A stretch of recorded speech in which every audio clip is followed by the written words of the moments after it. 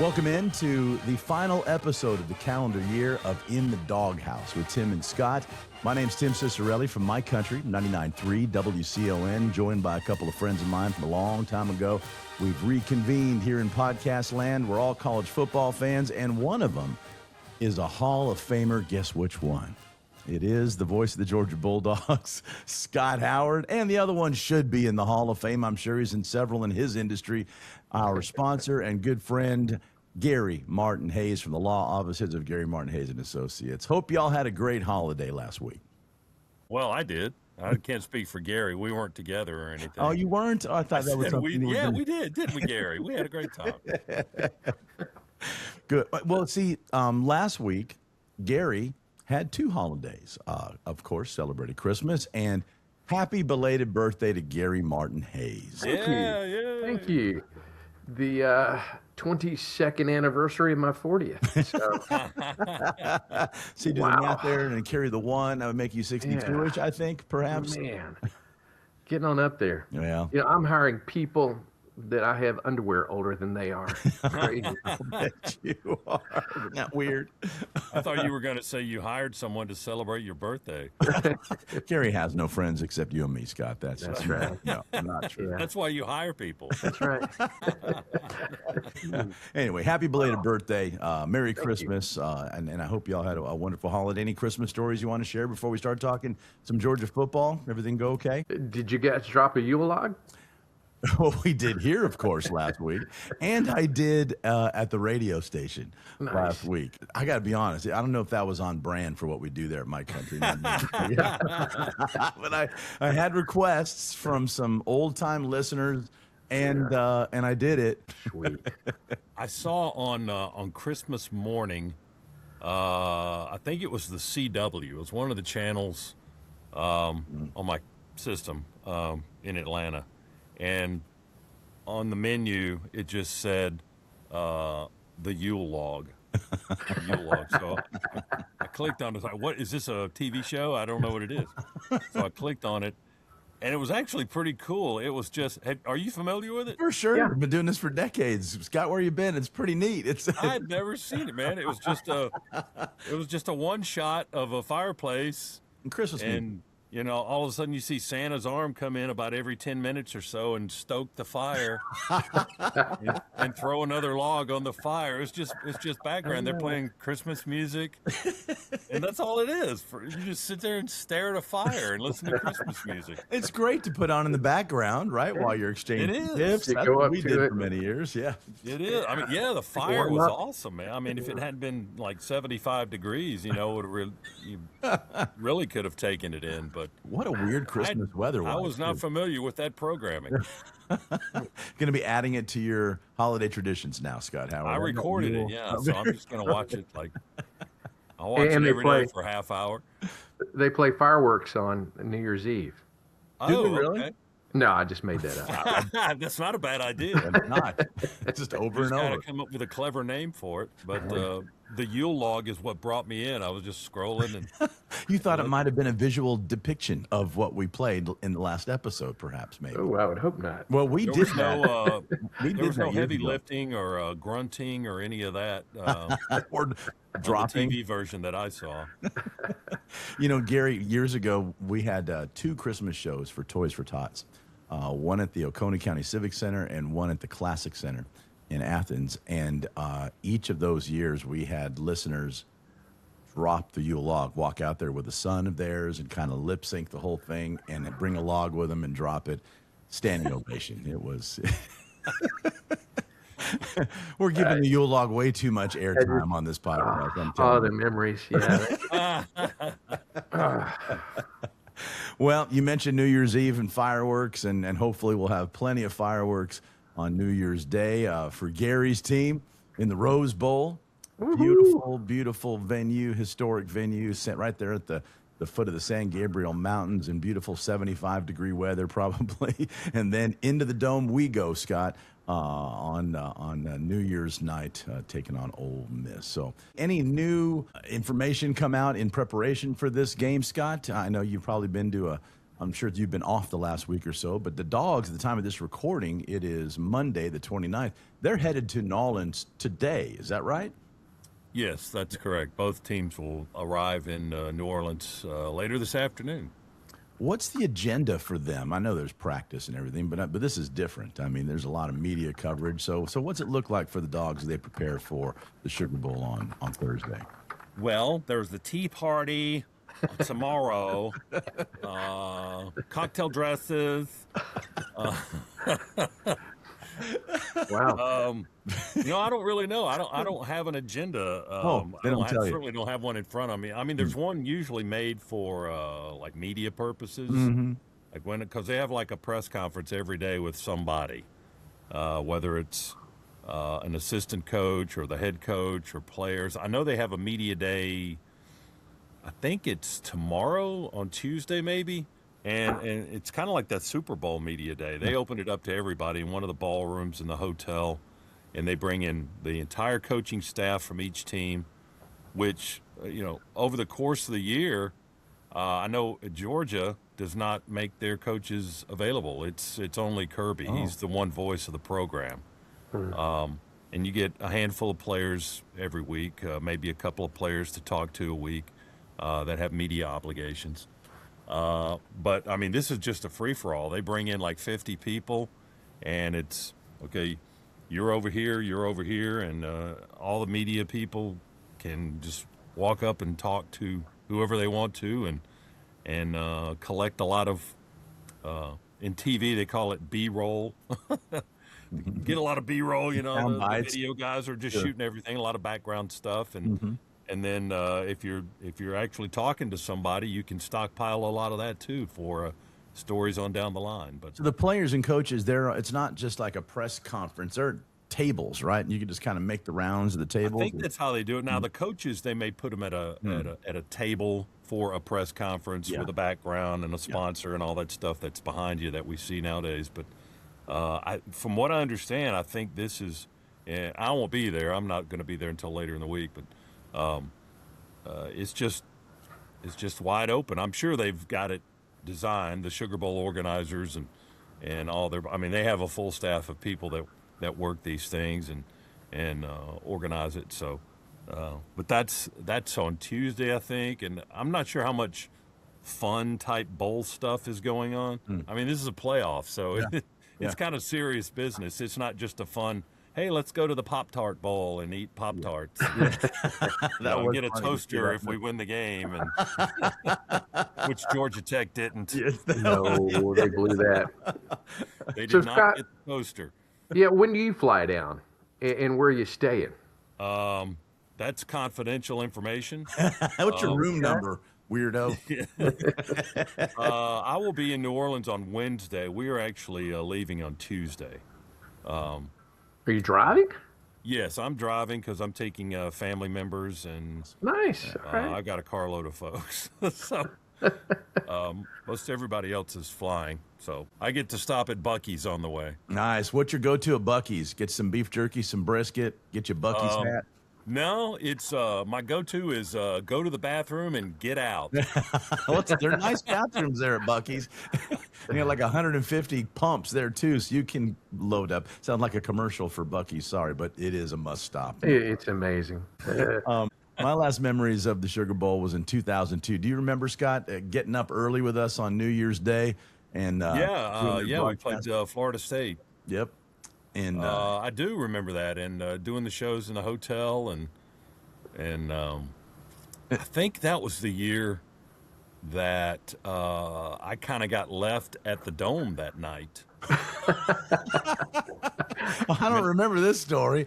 Well, if that was the year, I mean, sometimes these years run together, and I apologize, but if I'm thinking correctly, I don't know. It was a night game, of course. Yeah. And it was a long game, and I was in the press box for maybe to help our engineer tear down our gear and stuff. And then somehow I missed the shuttle back to the hotel, and it was at such a late hour. And this is kind of, this is This is pre-Uber. Uber and Yeah, Lyft and right. rideshare services. So you had to rely on a taxi cab. Mm-hmm. And I didn't know taxi cab numbers. And I was just kind of outside waiting, in the exit area at the Superdome. Uh, um, and it was, I don't know, it seemed like it was 1 or 2 in the morning. So I ended up just walking back to the hotel. Oh my gosh. And you talk about, I mean, it was, I don't know, I think it was a little more than a mile. At 1 or 2 in the morning in New Orleans, I mean, my head was like, As it should be. Yeah, I was going to ask you how much money you made on the way back to the hotel. Well, fortunately, like normal, my pockets were empty. Back when I was in college, though, I went to we went to the Sugar Bowl in the '80 season, the '81 season, and the '82 season. Yeah. So bang, bang, bang. We went Awesome 3 straight for years. you as a student. My goodness, I was a student. I went to 2 of those. I did not go to the national championship game because I was a freshman. I went home for Christmas, yeah. and I don't know. I just didn't go. I wasn't in the club. I was staying at one hotel, and then I had a lot of friends that were staying at another hotel on the other side of the French Quarter. So we decided to meet up one night. So I'm walking from my hotel to theirs, and you had to go through the French Quarter to get to their place. And I was actually accosted on my walk to the other hotel. Now it was the worst mugging in the history of criminal activity. Because You had nothing in your pockets? I was just, well, I mean, I had a bag of groceries. Uh-huh. I probably had some beer. I don't know where it was in my bag. I just had a bag of stuff, some snacks, and something to drink, I guess. And I'm taking a shortcut off one of the main streets in the French Quarter, so it was kind of a darkened, lonely street. There weren't too many people on it. Look, Gary and I And just I'm shaking our walking heads like, Yeah, what were you thinking? what are you doing? Yeah. You got to figure I'm like 19 years old, What do you know? maybe 20. I don't know. I'm an idiot. Wow. So I'm walking to the other hotel, and I'm on the sidewalk, and there's a lot of older buildings, and there's a lot of little nooks and crannies along the way, and I'm just all right. I'm looking for street lights and people and all of that, and just trying to get from between the blocks one place to the next. And this guy just kind of pops out of one of those little nooks and crannies and stands in my way on the sidewalk and blocks me. And he was drunk. So that put him at a disadvantage right there.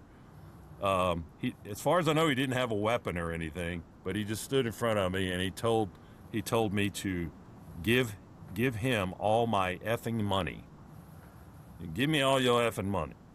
And he was just drunk.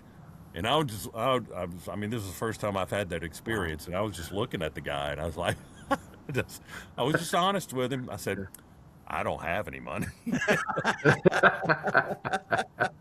And did he And I believe you? just walked around him.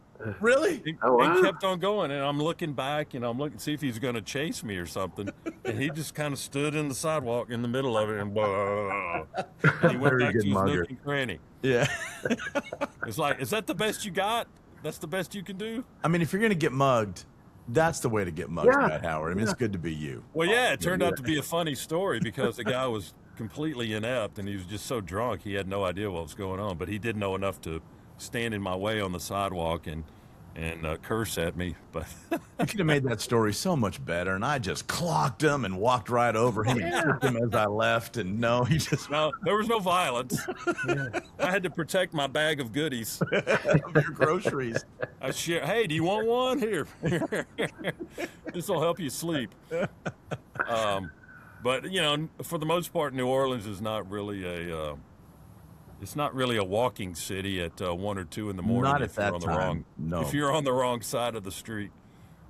Yeah, what a fun city, though. I have many great Yeah. memories of that Sugar Bowl when we were out there, and the night before, of course, being New Year's Eve in New Orleans is just it's just a good time if you do it responsibly, of course. And a lot of Georgia fans will be heading out there, and Georgia travels well, and they did last year too, didn't they? I mean, we had a pretty good sizable crowd. Yeah, they've always packed it out. That's one of the big arguments this year, I guess. I was going to say controversy, but it's not really controversial. the Ole Miss folks feel like they're going to have a better representation than the Dogs. So, Just because of Dog proximity. fans, Yeah. got to hold up your end of the bargain, right? That's right. Get over there, Dogs, and then, so we've got ourselves is it a 7:30 kick ish, I guess, as we get ready. We got the Wolf. 8 Gary's like, o'clock, you're I believe. skipping over our game. I mean, there's a pretty big game with Alabama as well, too. Yeah, Georgia's about it's 8. They've announced a 8:10 Eastern time. Yeah. With a 10-minute TV slide, so it could be as late as 8:20. 10-minute TV slide. Yeah. What would create that slide? Just because of The Rose Bowl. Bama game. Oh, Yeah. in case it goes a little bit longer. That makes sense. I guess. Gary, Yeah, what do you they're- anticipate for the Rose Bowl this year? How are you guys? What do you think about that matchup? Yeah, it's going to be an interesting matchup. I don't think Indiana's played anybody, the caliber of Alabama other than Ohio State, and they did win. But you see Penn State played them, and, they won at the very last of the game with that toe touch reception. So who knows?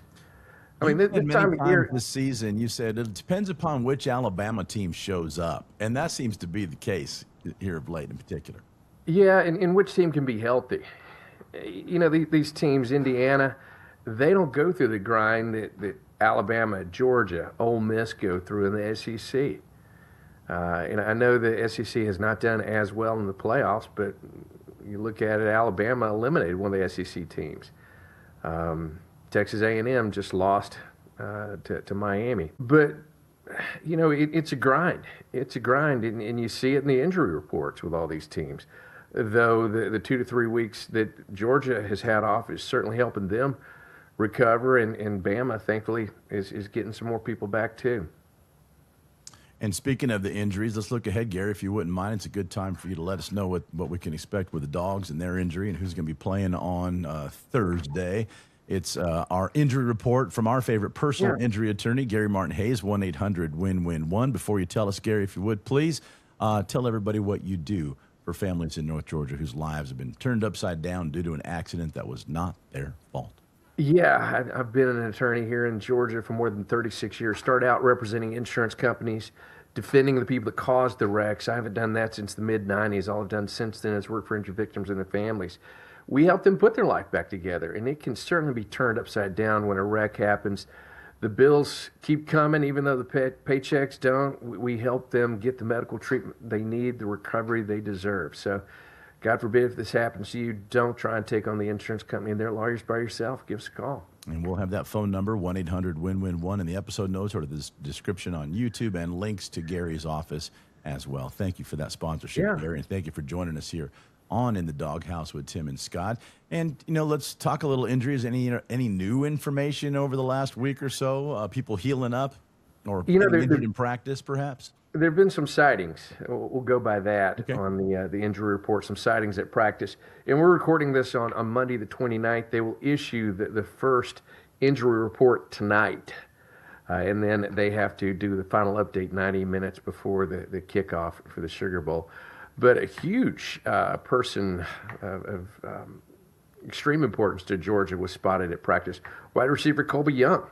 He was at practice not wearing a black non-contact jersey, so he appears fully able to play. And if we remember, he suffered that leg fracture back on October 18th. Ethan Barber had an ankle injury, tight end, but he was practicing. Noah Thomas was having a back issue, though he was spotted at practice. Now, Bo Walker, Dontrell Glover, if you remember, both those guys were arrested on December 12th. We don't know if they're going to play, but they were both out practicing. Those who did not practice, Gabe Harris, dealing with a turf toe. And, that's an interesting injury. I can't say I've ever had a courtroom toe, but bang it on a chair it's painful while you're litigating. I don't know. Yeah. Drew Bobo still out, though Malachi Tolliver did a great job in the SEC championship filling in for him. And remember Jordan Hall, defensive tackle, he's out for the season with a leg injury. Ole Miss, Lacey, the running back, he suffered a bruised shoulder in the Tulane game, but he did return, and he's expected to be available. Trinidad Chambliss took a hit late in the first half. He was evaluated for concussion. He returned to the sideline and looked fine by halftime, so I think he's going to play. So all in all, looks like Ole Miss is very healthy. Georgia still has some issues, though. The depth of Georgia, I think, is certainly showing this time of year. Getting a little bit thinner, I suppose, as we get closer to the national championship as we look ahead. But looking toward for this game, the Dogs having some time off to heal and also enjoying some time with some celebrities. Did you hear what Gunnar Stockton got to do during the off time? An invitation he got. I did, yeah. That's pretty cool. Our Rabun County boy, he went fishing with Luke Bryan, I think. Oh, how about that? I mean, it's pretty cool that you can, just call up QB1 and say, hey, man, let's go fishing. And I'm sure it was for some type of sounds to me like it was for some type of a TV show or website or series or something, but that's pretty cool. So Gunnar Stockton is now sponsored by Luke Bryan? Is that who knows? That's okay. There might be a new song coming down the pike. They might bring Gunnar out there on April 26th for the big show with Luke and Jason Aldean. He might make an appearance. Who knows? But that's kind of a fun way. It was fun to see him smile a little bit in the press conference when asked about, what it was like to go fishing with Luke Bryan. It's kind of neat. Big Georgia fan, Georgia country music star. For those of you that don't listen to country music, slide on over to My Country 99.3 WCON. There's my commercial, Gary. So, that was a good one. Podcast in the doghouse. Scott, what's your schedule as you go for the head out there to the Sugar Bowl? I know you mentioned you're driving your family out there, but is the protocol a little bit different for you in the booth for a game of this stature, or is it pretty much business as usual as you move through the CFP? No, as long as I have the proper credentials, it should be business as usual. Well, Scott, it makes me wonder about the press area in New Orleans. I know you talk about State Farm and Mercedes-Benz. What's it like there? Because that's an older building. Mm-hmm. Yeah, no, it's good. We were there last year, and it's the thing with radio though is it's at the very top of the building, and they tell you to dress warm because it's cold in that press box because that's where all their AC vents are. Oh, but it's a long way from the field. I know that it's very high. It's, like I said, it's up at the roof, so you're up where they hang banners and stuff in the ceiling. So you definitely need binoculars, or at least I do. So not for those that are afraid of heights, huh? It's if you got problems with that, if you got a little vertigo, it's probably not the place to be unless you're just scooch up to a back wall, and don't look over the edge. I imagine that helps, though, I guess, if you're up that high and you've really got an amazing perspective of that field, I guess, from one end to the other. Yeah. I mean, if you're too far away, though, a lot of times it's difficult to see numbers and to spot who's doing what. And again, that's why you have to have a crew, a team of binoculared people, so that they can see the field clearly. So, Scott, with you going into town a little bit later this week, the Dogs will be there today, press day tomorrow. When do you get all of your interviews with Kirby that you present during the tailgate show? When do you have an opportunity to do that? Oh, those are done live during the game. Did I just pull the curtain back? Sorry. The curtain. What curtain are you talking about? Okay, yeah. Scott comes all the way down from the press box to interview Kirby in the clubhouse and goes all the way back, right? So that's what happens. Okay, actually, there have been times when we do that. We have to do stuff on game day. Not frequently. All the DJ stuff is done live. When Shock talks to the coach, now that's done live. But the stuff in the tailgate show, here's a little secret. It's pre-recorded. So actually, for this week, I had to do it yesterday. Oh, did you? Okay. Yeah. Because of their time is so limited, and my schedule is not working out to mesh with the Georgia football schedule, and Kirby's just happy to get that off his plate. Didn't you say one time you and Hondo were talking in a tailgate show a couple of weeks ago about how the first thing Kirby says when he comes in for these types of things is, how long is this going to take? Is that right? Oh, yeah. He's got stuff to do. He does, man. He's the hardest working man in show business. He is. How long is it going to take? When are we going to be done with these shenanigans? He's nonstop. Well, yesterday, I'm waiting in his office. They had a staff meeting, and they said, all right, be here at this certain time. So I was, and I had to do 2 segments, and they're about 4 minutes each. And it's just pregame stuff, pregame chatter. We talk about the other team, and then we talk about his team, and that's kind of the genesis of the segments. But so they came out of their staff meeting, and I'm sitting out in his outer office waiting on him, and the first thing he says is, "All right, we got to do this fast. I got a player coming in. I'm meeting with a player in about 10 minutes." So I'm aware. I'm aware. It's kind of how it is all the time. I'm ready, go. So we just sat down and we knock it out. There's not much chit chat there, and we just knock it out. It's all business, and I say, sounds like my thank wife. you, and I go on my way. Anyway, so New Year's Day, New Orleans, a lot of fun stuff leading up to the game, and then it's a battle with Ole Miss. And we talked about this a little bit last week, but what do you believe are the advantages and disadvantages of this rematch? Just to kind of rehash what we talked about, I think last week, Scott, with this. I mean, we're a different team than we were when we played them before, but are they? What are your thoughts? Yeah, I think both teams are. That's their only loss all season. Georgia's already avenged its only loss of the season when they beat Alabama in the SEC championship game. And Georgia's been very good under Kirby Smart when they have a rematch. They've been outstanding in those games. He's never lost a rematch game in a single season. I mean, we haven't had many. We played Auburn twice in 2017. Lost in the regular season, then beat them in the SEC championship game. They played Texas last year, beat them in Austin, then beat them in the SEC championship game. Alabama this year lost in the regular season to Alabama, and then beat them in the SEC championship game. So now we're on to the Ole Miss thing.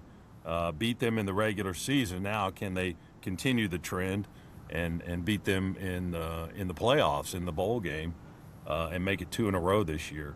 But it's, I don't know that there's an advantage for either side. Both teams know the personnel. Both teams know the concepts that the other guy's using. I agree with what you said, that Georgia has gotten better, certainly defensively. I mean, the last 4 games Georgia has played, we've only given up 29 points total in those 4 games. And 3 of those games were against top 25 teams. So playing very well defensively, really stopping the run very well. That was kind of the motive going into the season. Be able to run the football and stop the run. If you can do those 2 things, you can be successful when you build other things around it.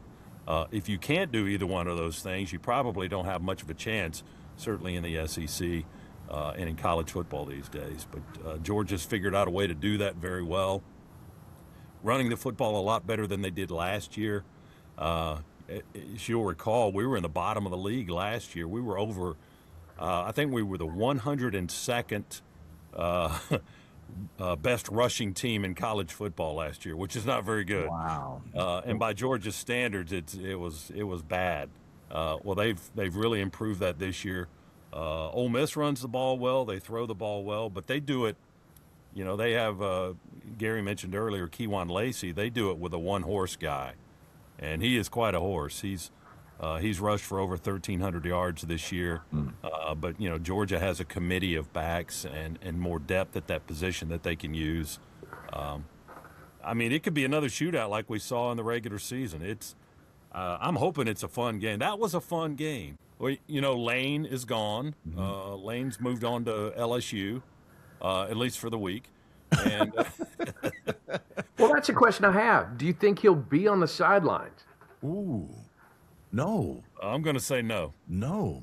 It's funny. I saw on some of the socials, I guess it was yesterday, LSU played Houston in their bowl game. And Lane was there. He did a TV appearance. He did a booth shot with the TV guys. And then a lot of the Lane haters, I guess now, were showing video of him leaving the game after they didn't stay for the entirety of the game, and with security and getting into his car outside the stadium and leaving. And there's video of all of that and stuff. Now I don't know if it's manipulated. I don't know if it's real or That's not. not a But good look if that's real, though. it makes for an interesting story for the people who are still mad that he's gone. Well, it's a typical Lane, yeah, He's act. like, look, he's not even staying for his new team. He didn't even stay for the Right. game, and Yeah, but I could see him at least making a TV appearance just to keep his name out there because he's all about yeah, the well, he did spotlight. that. I saw part of that on their broadcast of whatever the Houston Bowl game. I'm not even sure who the sponsor is for that, but he was on that, and then and then if you start scrolling, put your phone down. If you start scrolling, then you can find the video of him exiting the stadium. While the game is Yeah, with still his in entourage. progress. So Yeah. people have stuff to do. I guess he had somewhere to be, and he's like, okay, this is the end of the previous coaching regime. I will begin my coaching as soon as the season's This is over, That makes sense, I and we'll suppose. start fresh. That might be the statement he was trying to make, or But whatever. Really not our yeah, I concern. don't. I mean, he's done at Ole Miss. I don't think we'll see him in New Orleans. Now he may be in New Orleans. I don't know, but I don't think Or we'll see make him. some type of TV appearance, like Gary said, like then possibly interview him to. I mean, he's a part of that story that they're there. He's a big Yeah. part of the reason they're there, right? So I can imagine the TV guys, and I'm sure on their side, the radio guys aren't going to put him on because they're not real happy with with him. These radio guys will not. Yeah. Well, who else is going to be on the sideline? Who does Ole Miss always bring, and who do you think is going to be on the sideline from Georgia? That's question. Celebrity wise, you mean? Gary? celebrity wise, yeah. I don't know. I guess Yeah, Eli. I don't know. I'm sure there'll be a guest list of folks, maybe some former players, if their schedules line up. But I don't know. I don't I'm know thinking who's- New Orleans, you're going to have Harry Connick Jr. there just because, right? He'll be there. He's kind of the mayor of New Orleans, the unofficial mayor. He would be, I don't know who he'd be cheering for, probably only, I don't know. But we're going to have the regular suspects. I'm sure Jason Aldean will be there, Luke Bryan, Megan Maroney, probably, Zach Brown, maybe. Dang, listen to you throwing it out there. Really, these are all the country music Georgia dropping. fans, right? We'll see, but it's New Year's Day, and like you said, when it was the Georgia-Texas game, there were a ton of celebs, including all right, Matthew McConaughey here, and he had, I don't know, let's circle back to that game. Did you see some of the post-game interviews that McConaughey did about the crowd at Sanford Stadium? It was pretty neat. He was really celebratory of that environment we have at Dooley Field at Sanford Stadium, about how these fan bases is locked in and they don't let up and it's nonstop. And he was really singing our praises, which I thought was kind of cool and a good. I did sport. see. I saw one. I don't think it was a video. I think it was just a written story. And somebody had talked to him about his first trip to Sanford Stadium in Athens, and his comment was something to the effect was, "Yeah, the fans were glad to see me there." Or they were glad that I was there. I just thought that was kind of an odd way to put it. Sure it is. And that may be true. I'm sure there were a lot of Everybody's people looking on the he's sideline for here." that leather coat that he wears to every single game. He's a big star. He was at the Sugar Bowl when we played Texas several years ago. I think it was the 19 season maybe. And that was the game that pregame they had Bevo on the sidelines. Yeah. And then we had Uga in the vicinity, and Bevo charged through the gates and tried to gore, tried to get Uga. And Charles, Uga's handler, yanked him right up and, right up into his arms and ran away there. But No, they use that footage all the time in Texas when we play. yeah, they do. Yeah, I actually saw it from the booth, with my binoculars, and I saw the whole thing kind of develop from that angle. And it was, it wasn't quite as good as the up close video that you saw later. But why they had this, I don't know how many tons that animal weighs, with The big old boy. with horns that are 6 feet long. They just had it in these little, very temporary barricades. Yeah. With the Sugar Bowl logo draped over the barricade. It wasn't like a permanent cage or a gate or whatever they normally place it in, and it just easily just kind of rushed and knocked the gates down, and Yeah. I think it caught a photographer maybe in the back with one of the horns. Oh, really? There was somebody that was injured slightly. They should be But it's calling like, Gary man. Martin Hayes 1-800-WIN-WIN-1. It didn't happen in Texas, though. So darn it. Yeah, do you do Bevo accidents, Gary? Actually, we will. Yeah. It happens in Georgia, right, Gary? Yeah.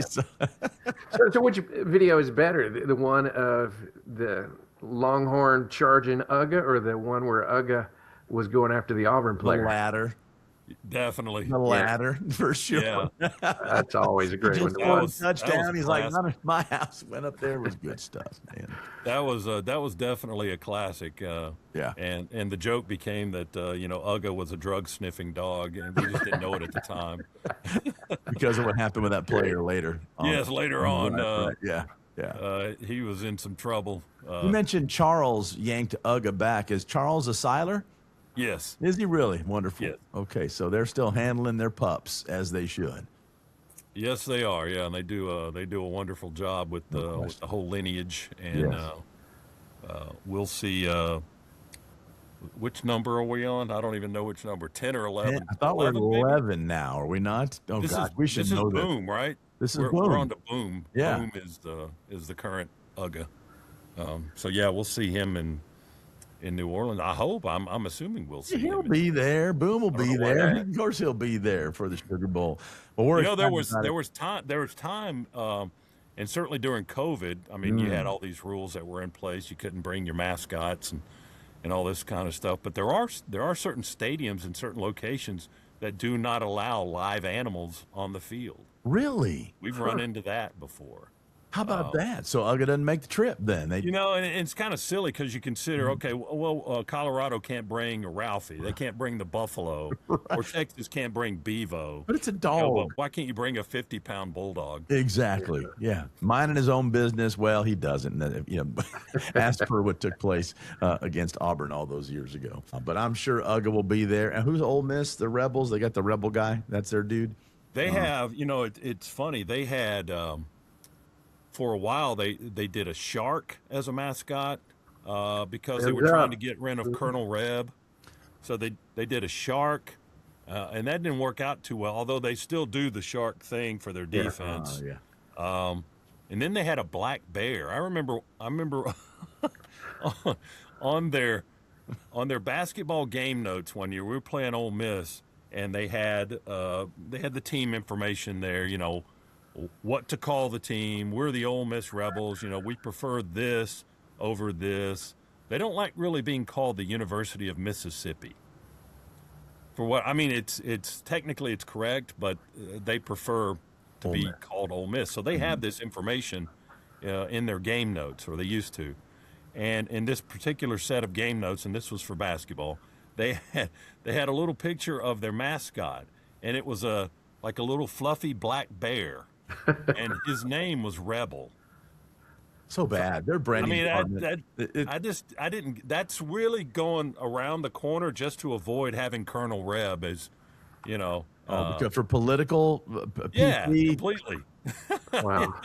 Did it have his pronouns as well, or?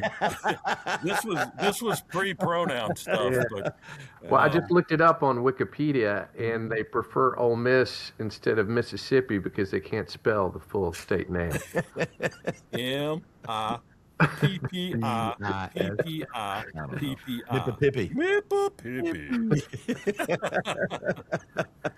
Well, no branding problems with the Georgia Bulldogs. We've been dogs. We'll always be dogs, and there's no variation of it. It's just dog with a W. So looking forward to having hopefully a dog victory, then move on to the Fiesta Bowl next week. So, gentlemen, thanks for joining us again today. Gary, thank you for your friendship, your sponsorship, and, of course, for your participation here on In the Dawg House with Tim and Scott, brought to you by the law offices of Gary Martin Hayes and Associates, 1-800-WIN-WIN-1. Phone number and links in the description of the episode notes and on YouTube as well. Scott, safe travels to New Orleans, and Happy New Year to you. Have a great call. Yes, thank you, gentlemen. Looking forward to it. Let's hope we just keep on playing. If they win this one, we'll be in Arizona in a few days later. So it's a fun time if you're a college football fan. Indeed. Especially if you're a dog fan. So let's get through this. Go Dogs, and we'll see you in the Fiesta Bowl, Lord willing. Cross your fingers. Yes. Yeah, Happy New Year's, guys. Be safe. Happy New Year. Happy birthday to Gary, belated. Thank you. Happy birthday, buddy. We'll talk to you guys again next week. So long, everybody.